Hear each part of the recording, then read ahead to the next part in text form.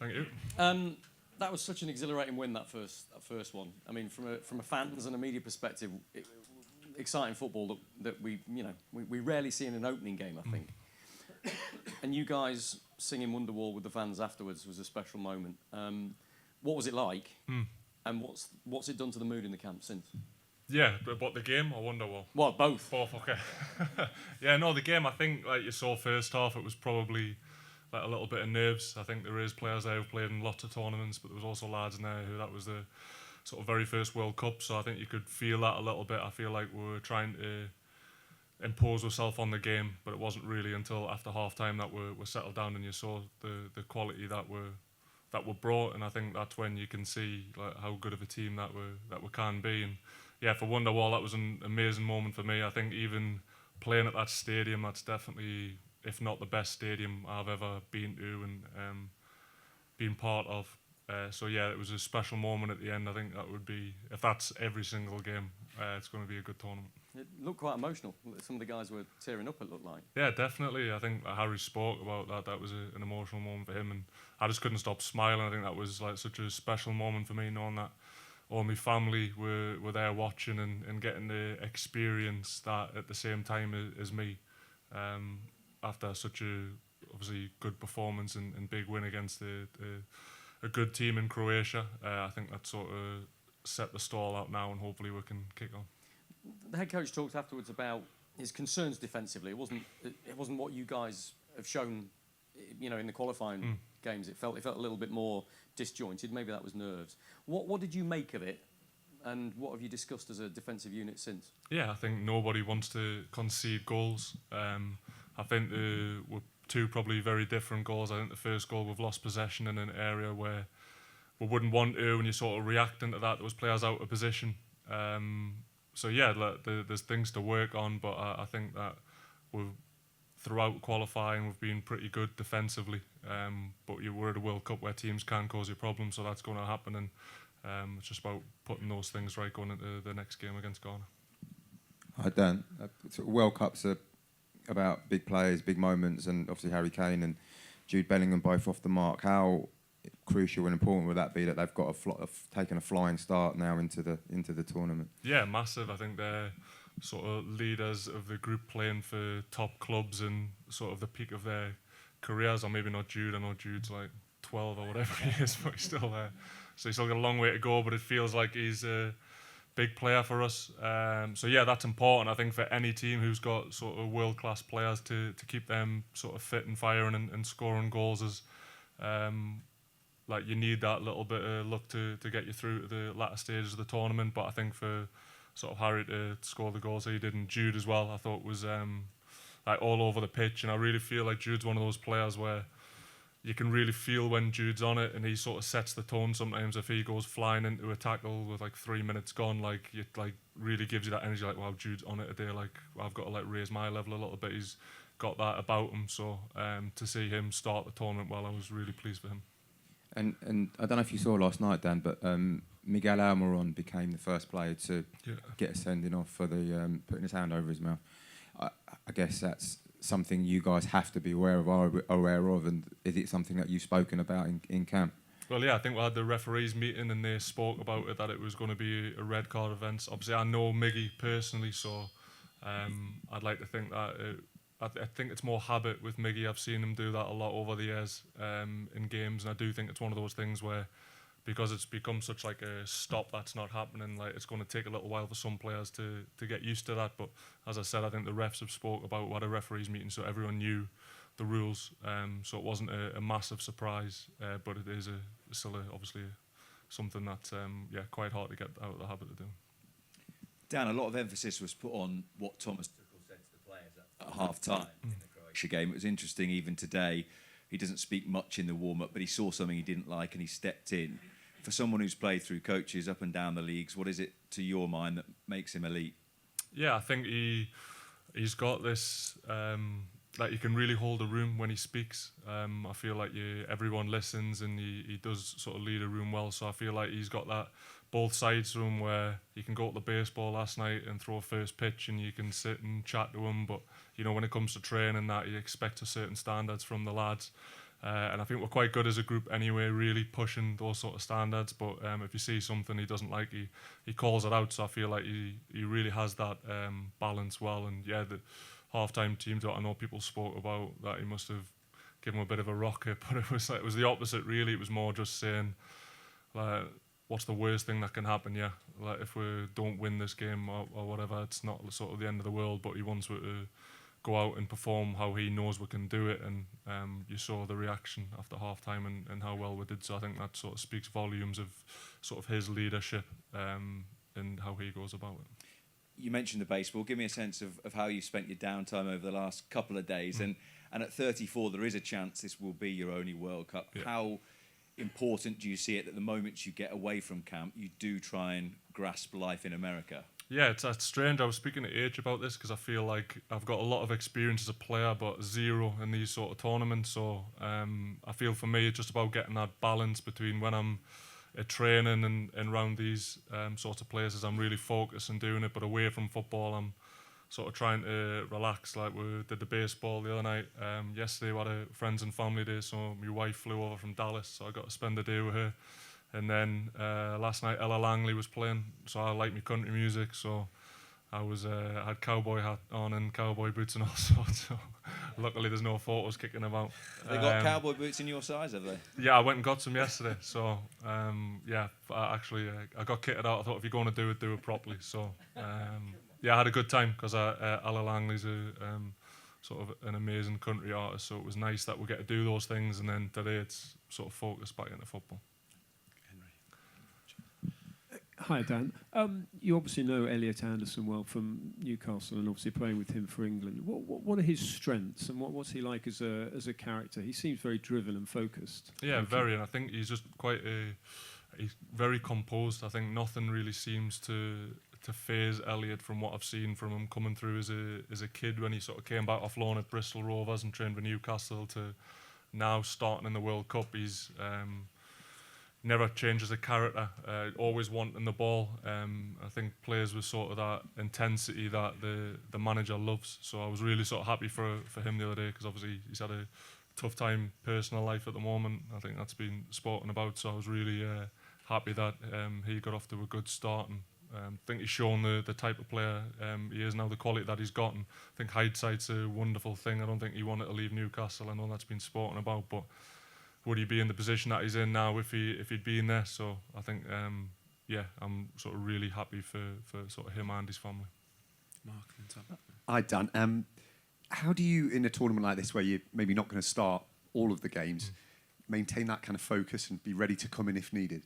Yeah, I think it comes with experience. I think that like I know that people have came to the tournament with certain roles. Like the gaffer said already, he's got 14 or 15 lads who expect to start, and the other lads are there to support that, and there'll be moments in the games where you come in. So for me, it's more just doesn't change whether I'm starting or whether I'm on the bench. The way I approach it, I just feel like if I'm going to play, brilliant, but if not, I'm going to push the lads in my position to be better players and keep them on their toes, to know that if something does happen, that I'm ready to go there, and hopefully there'll be a point at the tournament where I can come in and affect the game. But if that's not, as I said, it'll not make me think I've not been part of the group and push the lads to the limit of what they can do.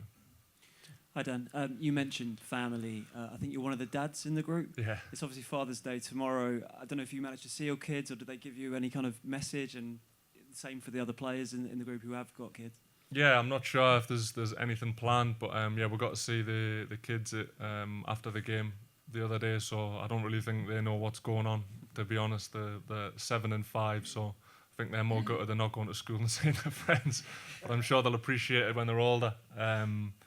Yeah, so yeah, it'll be a strange day tomorrow not being around the kids for Father's Day, but I think for them as well, like, what an experience that they get to come here for the World Cup. As I said, maybe not appreciating what's happening at the moment, but the fact that they get to come round and see all these cities in the States and watch all these teams play, yeah, I think they'll get a lot more out of doing that than being at school anyway. And you mentioned, or you asked about Harry and Jude earlier.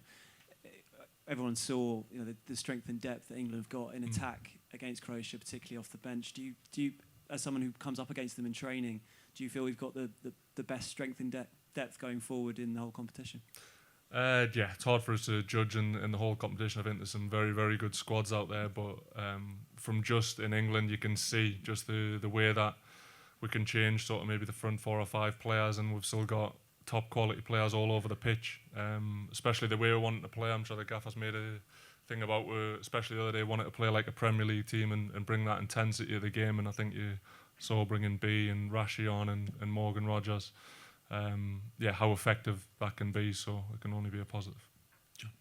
Hi Dan, it was quite hot when you started training earlier on, and we were looking at the misting stations. Have you used it? What's it like? How does it work? Yeah, I've not. That's the first day the misting station's been out, so I've seen a lot of them when I was at the parks actually in Disney. There's loads of them, so I'm used to them. But to be honest, I'm just trying to stay in the heat as much as possible. Still trying to acclimatise as much as I can. I know obviously the game the other day was indoor, but it'll be interesting to see what it's going to be like in Boston, playing in that heat. But as I said, we're well prepared for it. The staff here have been preparing with that, with using ice jackets or anything we can use in the hydration break. So it's just those little percents that can hopefully make the difference, Phil. The other thing I wondered was you're talking about your downtime. Have you been watching many of the games, and how do you feel the tournament's looking at the moment? It's good. It's exciting. I think because there's 48 teams now, there seems to be games on constantly whenever I put the TV on. So there's always something to watch. So yeah, it depends really. Obviously, there's the games on when we're training, so we can't watch them. But it's been exciting, like watching Messi for Argentina. Just like, I wouldn't even rolling back the years. I can't think you can say that, but at his age, like scoring a hat trick and putting on that performance, I think you just realise that you're at a tournament with the best players in the world, and you've just got to enjoy what you can watch. Jason. Dan, you've mentioned the country and western music, baseball and so on. In previous tournaments, England have done an awful lot of like playing games, Uno, Werewolf. Is there a particular game that the players are playing in this tournament?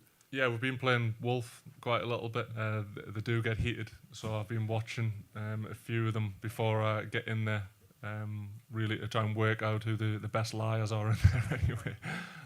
But it's good. I think they've done really, really well with where hotel they've got. It feels like you're not sort of trapped in a room, and you spend a lot of time in there. They think there's lots of stuff, like the lads have been using the basketball hoop quite a bit, so we've been doing that.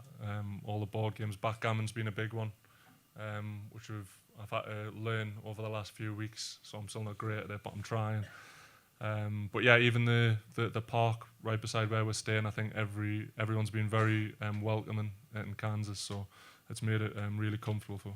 And when the manager talks about 14 or 15 starters, obviously at the moment you're not in that group. Yeah. Mentally, what's that like? Is it almost, I've got to wait for my moment, my time will come? Yeah, I think so. I think you've just got to be prepared. I think it's going to be one of them tournaments you spoke about before. Sometimes it's not the best player who like comes up with the goal in the last minute to see you through a knockout.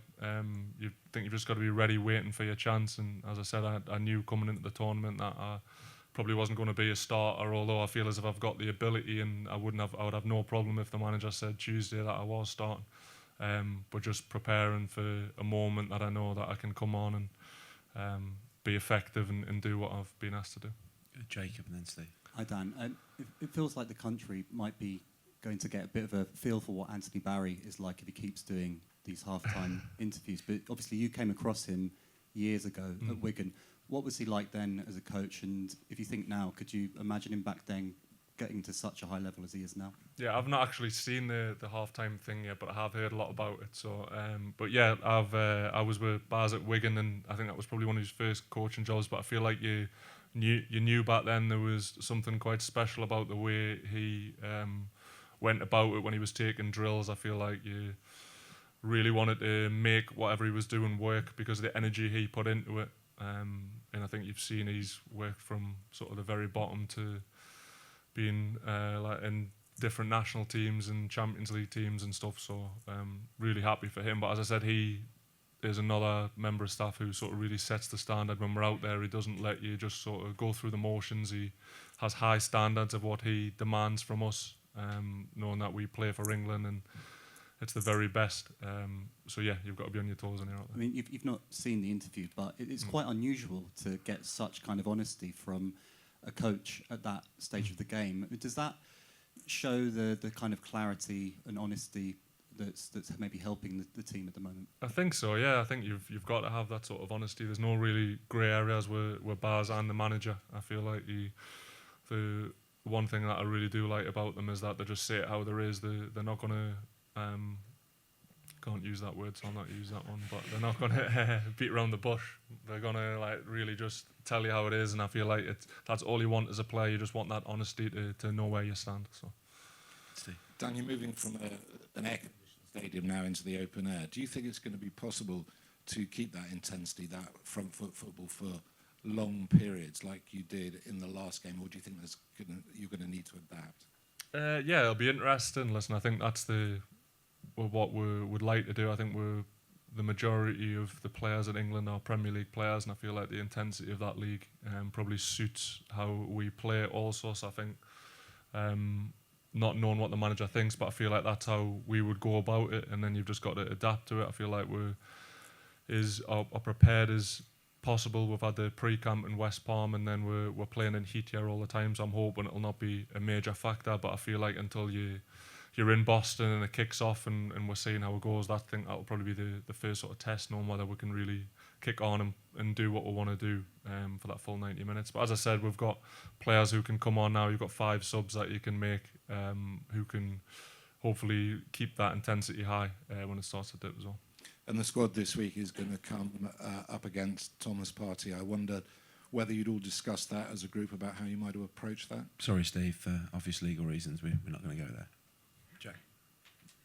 Hi, Dan. Aside from the games that you mentioned earlier, have there been any specific moments or specific things that have really encapsulated that sense of brotherhood that the manager often talks to us about? What with England? Yeah. Yeah, I feel like it's just moments that we're spending away from football. I think those are. I've said it before. I think it's quite easy in football to have these sort of superficial conversations where you say morning to people, but you never really get any deeper than that. So I feel like the time that we're spending away, like even going to the baseball and doing things away from football, I think that's when you can really like learn about people. And I've said it before. At Newcastle, the manager's quite good at doing sort of activities or something where you really sort of learn about a person or like how they've grown up or where they've come from. And I feel that can sort of give you that extra % you want to push a little bit more for them. And did any other players go to Ella Langley with you? Yeah, a few. Doesn't matter if I say it. Okay, yeah, so Steely came with us and Harry Kane was there also. Are they big country music fans too? Harry is. I know Harry is. We've got like a record player in the hotel, and he did like a captain's pick, and a lot of it's country music. So, yeah, Ella was playing in West Palm Beach when we were there, but we wouldn't have gotten back for curfew. So I'm glad that we got another opportunity to see her. Thank you, David. Hi, Dan. You mentioned the manager wants England to look like a Premier League team. I'm curious about what is he telling you in terms of making this happen? What is he doing to make this happen? Yeah, I think just the intensity that he wants to play with, sort of the ball speed. Obviously, I've not played in other leagues around the world, so it's hard for me to compare. But I think sort of typically we do play quite a fast sort of attacking way in England, and I feel like that's probably the playing to our strengths. Also, we've got a lot of speed at the top end of the pitch. Yeah, and probably one of the best strikers in the world, definitely at the moment. So the more that we can get the ball forward to those players, the better. Hey Dan, we just spoke to Reece James, who was very complimentary of Thomas Tuchel's man management style. What's your personal relationship with him? Because obviously he's called you up an awful lot and has always seemed to show a lot of faith in you. Yeah, it's good. I think, as I said, I feel like you can have a relationship with a manager where you feel like you're his friend a lot of the time. Like he takes the mick out of me a lot, so I'm quite happy with that.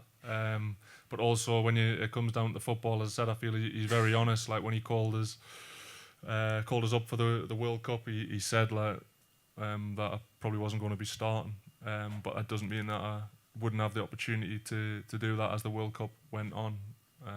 So I feel like just that clarity going into it, knowing that, I feel like that just makes it a lot easier for you. And obviously, we had a lot of threat from set pieces in the Croatia game. It's kind of been a bit of a theme of last season, the theme of the tournament a little bit as well. Where do you think England rank in terms of set piece threat with the delivery and also the players who can get on the end of it? Yeah, very top for me. I feel like we'll go through all the stats and we're one of the best teams at doing that.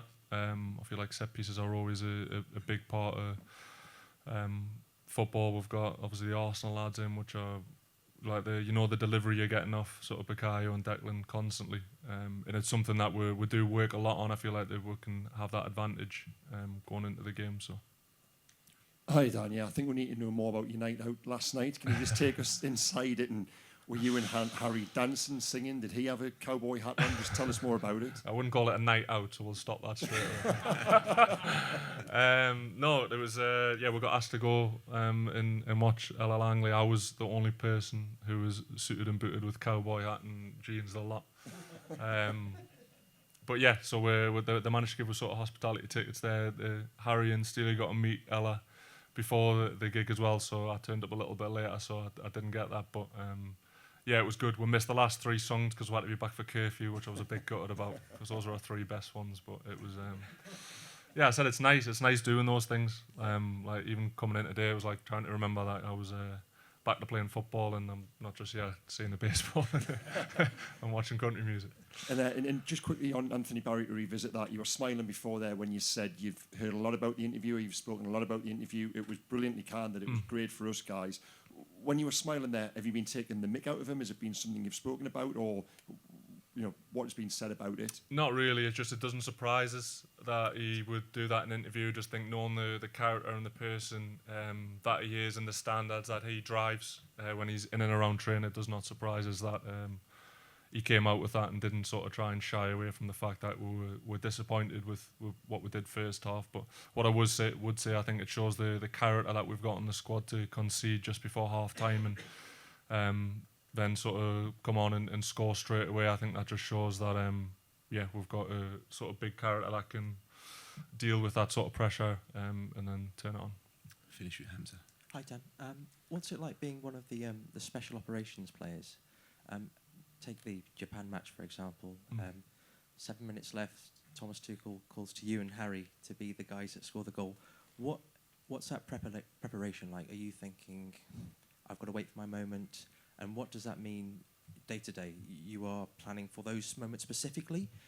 What's that like? Yeah, I think it could be lots of different moments. Like obviously, listen, I want to play. I would love to start a game, but also know that there could be a role in there, whether we're 1-0 up and we're needing to come on and see a game out, or we're playing against a team who's very good at set pieces, or we're chasing a game and we need a goal. So we've been working on all different scenarios. Really, it's just about those little extra bits that we do at the end of training, and just really sort of trying to prepare myself for those moments. Really, even just like sort of visualizing moments when you'd come on and things that you can affect. Like I've been lucky that in the finals I've played or big games I've played, I've managed to score some big goals, which I feel like leads into confidence, knowing that I can, if that's what I'm asked to do, that I've got the ability and sort of confidence to do that.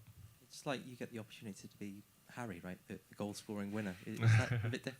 Yeah, that's what obviously me and Harry are quite similar and we're sort of technique and we're goal-scoring prowess, so I think it's just only natural that we're compared, but listen, in all seriousness, I know I don't get many goals, but I feel like the goals that I do get seem to be important. So I'd love for it to be World Cup final, last minute winner. But yeah, we'll just have to wait and see. Thank you. Thank you very much. See you tomorrow. Thank you very much. Cheers.